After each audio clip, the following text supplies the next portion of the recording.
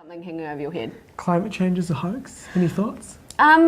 So the day that we're filming this, just for some context for you guys, is actually the day of the Climate Day strike that students across New Zealand are doing. So I wanted to mention this earlier, so I'm glad you brought it up now. But anyone who did participate, well done. That's so cool. And, we posted a few things about it here at StudyTime, and yeah, 100% back you, man. If you made the effort to go and be a part of that protest, strike, whatever you want to call it, in any way, shape or form, that's cool, man. I love that. I rate that. Okay, here's what I'm going to say. If you went to the strike, good job. But if you actually care about climate change... Oh, yes, this is what I was going to say as well. If you actually care about climate change, the strike's going to do nothing, okay? All the strike does is register that students care in politicians' minds. But for politicians, your strike had no clear aim. It's just let's do something about climate change, which is a good start. But if you want to actually do some change, you have to learn and understand the specifics yourself and talk to someone about that. Current things going through government, this is real details. If you don't care about climate change, I'll skip 5 minutes. But if you really want something to happen, this government promised that, or not promised, but implied that they would move agriculture into an emissions trading scheme. If you don't know what that is, you should Google it. They haven't done anything towards that yet. That's James Shaw's responsibility. He's in hospital at the moment.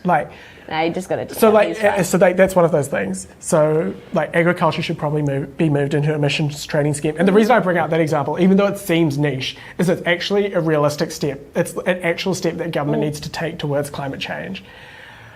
But no one talks about those things. But those are the things. Politicians can't go and write a bill and be we stop climate change now. That's not a thing. But James Shaw can go to Camden and be we need to move agriculture into an emissions trading scheme. How are we going to approach this? Let's set up a working group on this. Working groups, that's another meme. And if you really care about climate change and stuff like that, you need to start learning.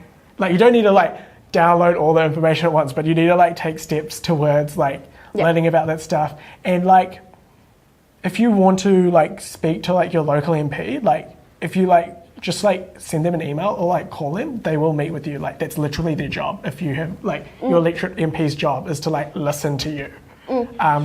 So if you want to continue to do something towards that, highly encourage you. If you don't know who your MP is, just Google Wellington Central MP. It's Graham Robertson in Wellington, but just Google that, hit them up, and have a yarn with them. I think with this as well. Sorry, continue. Actually, no. Finish your point actually, and then I'll do. Because when you do. Because with the protest, it will get some media attention and stuff, but it will fizzle out. But it's if you can keep something on the minds of politicians for an extended period of time, that's when you start to see things happening. Because it's very easy for someone to come out and say, yeah, protest's good, and it's very easy to forget about it the next day.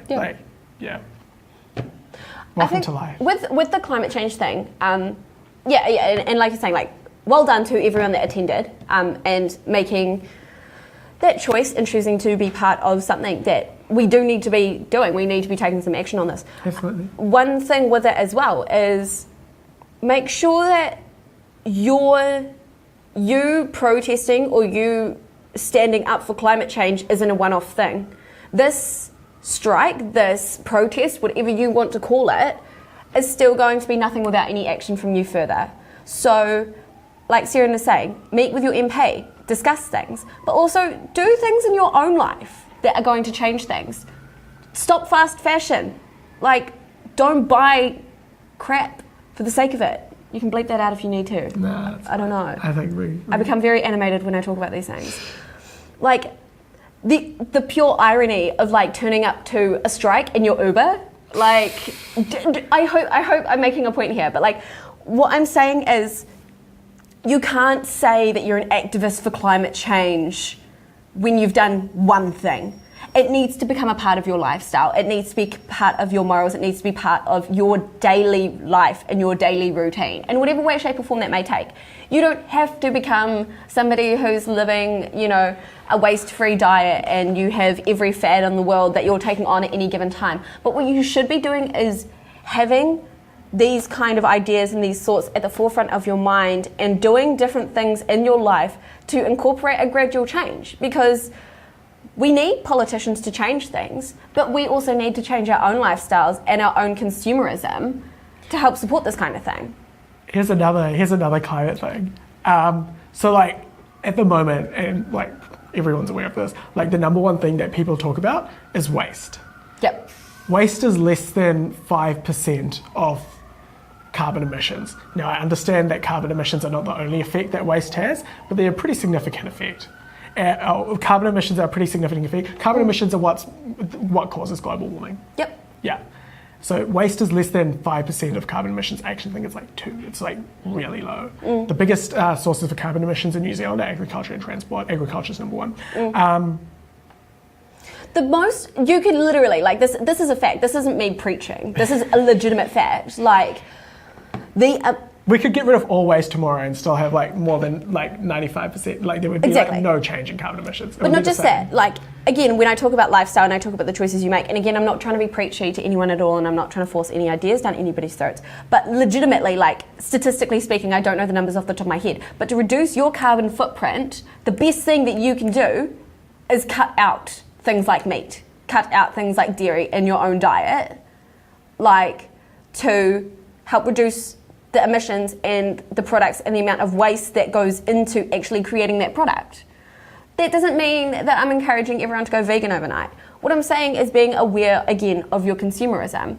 Are you, like, for example, like, I saw a bunch of the people who were going to the strike, who went to the strike, and then were lining up at Macca's.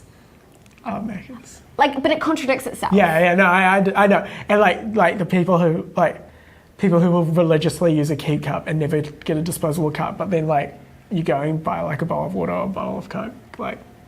Yeah, it's the same. You don't have to be perfect. We can't be perfect. We can't but be like just absolutely understanding what you're doing. I feel like a lot of people are really delusional in that regard. They think they're onto it. Yeah. But like and what really drill down. What would I think be the most disappointing thing for me from this is not just using this strike as an experience or a message to politicians, but it should also be a message to the people who are participating in the strike. Everyone should be reflecting on themselves and their own actions and what they can do to help reduce climate change, because change starts with us. Yeah. And we have to lead by example, and we have to be aware and we have to confront the conveniences of our life, because that is essentially what contributes to this climate change.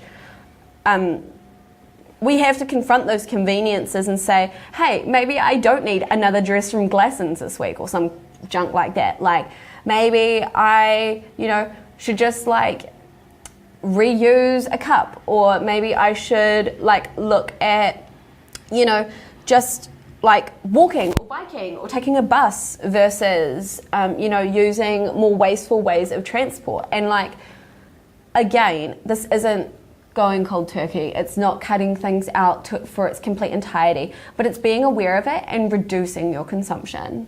Like, for example, going back to the food thing, like, I'm not saying everyone should go vegan overnight, but what I am saying is that you should be aware that your own consumption is contributing to the problem. And we can have as many reusable straws as we want in the world, but that's not going to stop climate change. Yeah. Sorry, rant over. That went really, really long. That's all right. If anyone listened to the entire thing, thank you. If anyone listened to the entire thing and is actually reflecting on themselves, you're even better. That's amazing. Well done. What's another question?